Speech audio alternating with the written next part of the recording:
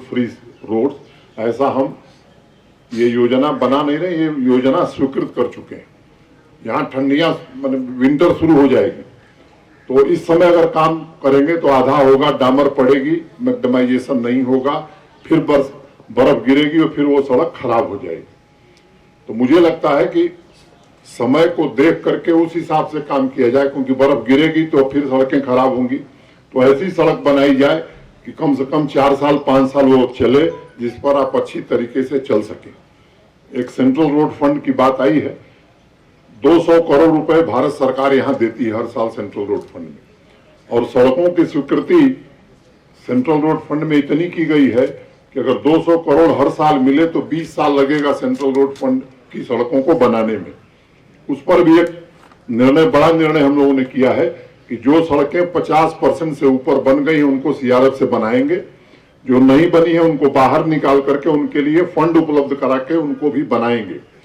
लेकिन जब आज हम ये कह रहे हैं तो इसका ये मतलब नहीं कि 2 महीने में बन जाएगी। एक योजना हमने बनाई है, सबने मिलकर के बनाई है।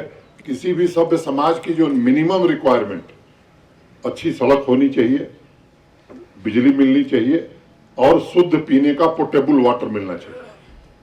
ये मोटे तौर पर हम सब कोशिश कर रहे हैं कि आने वाले 2 वर्ष में हम ये बात कह सकें कि यूटी के हर गांव तक सड़क हमने पहुंचाई है, हर घर को बिजली मिल रही है और हर घर को स्वच्छ पोर्टेबल वाटर पीने का मिल रहा है। ये इंतजाम हम लोग 2 साल में करेंगे।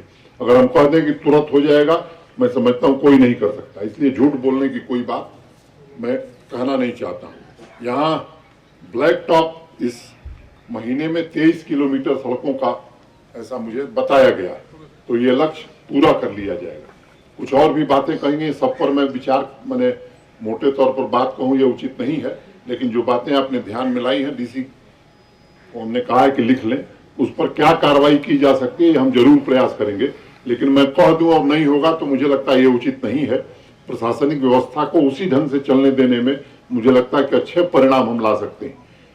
इस तरह की जो आदत यहाँ पड़ी हुई है कि जहाँ कार्यक्रम है वहीं डिमांड, मुझे लगता है इससे ये अलग कार्यक्रम है, ये आपके एम्पावरमेंट का कार्यक्रम है कि जो सुविधाएं हैं, जो डिलीवरीज हैं गवर्नमेंट की, वो आपके दरवाजे पहुंचा दी जाए, ये प्रयास हुआ है। उसके कार्यक्रम भी हम आगे करने वाले हैं, जिसमें आप back to village 1, back to village 2, ये 2 प्रोग्राम हुए। बहुत सारी पंचायतों में काम हुए हैं, कुछ ऐसी पंचायतें हैं जहां नहीं हो पाए। इस बार बैक टू विलेज 3 हम शुरू करेंगे 2 अक्टूबर से, बापू के जन्मदिन से। और पहले ही हमने इंतजाम किया कि हर पंचायत को 10 लाख रुपया हम एडवांस में दे रहे हैं, और एक बात तय कर रहे हैं कि ये काम कौन सा होगा उस पंचायत में, पंचायत के लोग तय करेंगे। हमारे अधिकारी आएंगे आपको फैसिलिटेट करने के लिए, हमारे बीडीओ साहब आएंगे, लेकिन वो नहीं बताएंगे कि ये काम होगा। आप तय करिए कि आपकी पंचायत में सबसे महत्वपूर्ण काम कौन है। ये 10 लाख अलग से हम दे रहे हैं, 14th फाइनेंस कमीशन का पैसा और मनरेगा का पैसा आपके पास है। मैं 2-3 सुझाव देना चाहता हूं। मुझे बताया गया है कि ये पूरी यूटी ओपन डेफिकेशन फ्री हो गई। सामान्य रूप से मैं भी गांव का रहने वाला, तो हमारे यहाँ भी टॉयलेट बन गए, लेकिन कूड़ा हर घर के बाहर पड़ा हुआ है, हटाने वाला कोई नहीं। तो मेरा आग्रह होगा कि आप खुद ये बात तय करें कि मनरेगा में जिन मजदूरों को हम पेमेंट कर रहे हैं, क्यों ना हम 2-3 ऐसे लोग तय करें, और हम इस 10 लाख रुपए में से पंचायत को अधिकृत अधिकार दे देंगे कि वो बड़े बड़े डस्टबिन सॉलिड वेस्ट का और वेट वेस्ट का अपने अपने पंचायत में रखें, और ये जो मनरेगा का पैसा ऐसे 2-3 लोगों को दे ताकि वो रोज उसको उठा करके वहां डाल सकें, फिर उसके डिस्पोजल का इंतजाम हम करेंगे। स्पोर्ट्स की सुविधा के लिए भी उसमें प्राविधान किया है कि जिस गांव, माने गांव का या जिस पंचायत का नौजवान जिस तरह की खेल खेलता है, अब क्रिकेट जहां होता है वहां क्रिकेट का ही सामान चाहिए, जहां क्रिकेट नहीं होता है वहां अगर फुटबॉल होता है तो फुटबॉल का ही सामान चाहिए। तो ये चीजें भी उसमें से उपलब्ध कराई जाएंगी ताकि बच्चे 4 बजे जब खाली हो तो उनके खेलने का अच्छा इंतजाम हो सके। तीसरी बात हमने कही है, हमारे इलेक्ट्रिसिटी डिपार्टमेंट के सेक्रेटरी यहीं बैठे हुए हैं, ये कोशिश कर रहे हैं कि अगर कहीं पंचायत को दिक्कत है ट्रांसफार्मर की, तो अभी हम रास्ते में इनसे बात कर रहे थे, ये काम है बिजली विभाग का, इलेक्ट्रिसिटी डिपार्टमेंट का, कि वो ट्रांसफार्मर बदले। लेकिन यहाँ की जो दिक्कतें हैं मैंने बताई लंबे समय से हैं। जगमोहन जी 90 में थे और 30 साल भी अभी वो दिक्कत झेल रहे हैं। तो व्यवस्था दुरुस्त करने के लिए ये भी अधिकार दिया है कि अगर आप ट्रांसफार्मर भी उसमें से लेना चाहते हैं तो आप इनको इंटेंट देंगे बिजली विभाग को, उसमें हम प्राथमिकता देंगे। सामान्य रूप से अगर कई दिन लगता है ट्रांसफार्मर बदलने में, तो ये प्रक्रिया हम पहले से ट्रांसफार्मर प्रोक्योर करा रहे हैं कि अगर पंचायत इंटेंट देती है, इंडेंट बनाती है, तो 24 घंटे में पंचायत में ट्रांसफार्मर लग जाए ताकि पूरे विंटर्स में बिजली की कोई दिक्कत न हो। ये मोटे तौर पर फैसले किए गए। आपने जो बातें कही वो डीसी श्रीनगर ने नोट किया है। मैं उसमें क्या किया जा सकता है ये जल्दी निर्णय करके वो आपको डीसी बताएंगे, या आप कभी मिलेंगे तो मैं बताऊंगा। लेकिन मेरा आपसे आग्रह ये है कि विकास को गति दी जाए और बच्चों को अवसर मिले। जैसे किसी सरपंच साहब ने कहा कि बच्चियों को, महिलाओं को, तो निश्चित रूप से इसके बड़े कार्यक्रम यूथ एंगेजमेंट का आने वाले दिनों में हम शुरू करेंगे। कल एक कार्यक्रम हमने शुरू किया है गांधरबल और उधमपुर, ये 2 जिलों के जो 9th, 10th, 11th, 12th के बच्चे और बच्चियां हैं। सामान्य रूप से पढ़े लिखे लोग भी समझते हैं कि बच्चे के पास 10-12, किसी को इंजीनियर बनना है, किसी को डॉक्टर बनना है, कोई MBA करेगा, कोई कंपनी सेक्रेटरीशिप करेगा, कोई 12-14 से कोई फैशन डिजाइनर बनेगा।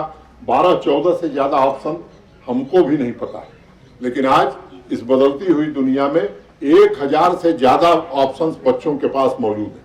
एक बच्चे का इवेल्युएशन वो किस दिशा में जा सकता है, उसके पेरेंट्स की स्थिति, मान लीजिए बच्चा बहुत इंटेलिजेंट है, MIT में जा सकता है वो, लेकिन उसके पेरेंट्स की स्थिति नहीं है MIT भेजने की, तो वैकल्पिक व्यवस्था, अल्टरनेट अरेंजमेंट कहाँ हो सकता है उसके पढ़ने का।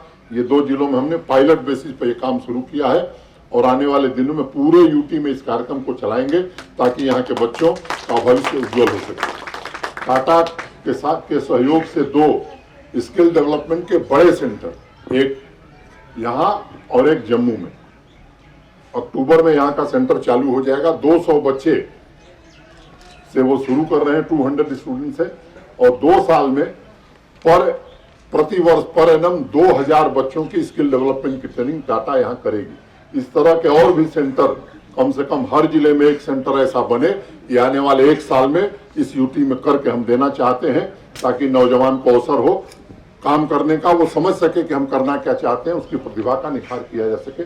मोटे तौर पर हमने कुछ बातें आपसे कही हैं। मैं आप सबके प्रति आभार व्यक्त करता हूं और आपसे आग्रह करता हूं कि ये कार्यक्रम हम लगातार चलाएंगे, आपके सहयोग से ही चलेगा। और मुझे लगता है कि आप, ये सरकार आपके दरवाजे पर आ जा करके खड़ी है और हम आगे और भी ये कोशिश करेंगे कि सरकार जो है वो पब्लिक के लिए है, पीपुल के लिए। तो पीपुल सेंट्रिक गवर्नमेंट ये दिखनी चाहिए, प्रशासन दिखना चाहिए। और इस काम में जो भी आपका सुझाव होगा, हम आपको सहर्ष कहना चाहते हैं कि हमारे दरवाजे खुले हैं। आप हमें जो सजेशन देंगे हम उस दिशा में काम करने की कोशिश करेंगे। सबको मैं फिर से एक बार बहुत धन्यवाद देता हूं। Thank you so very much.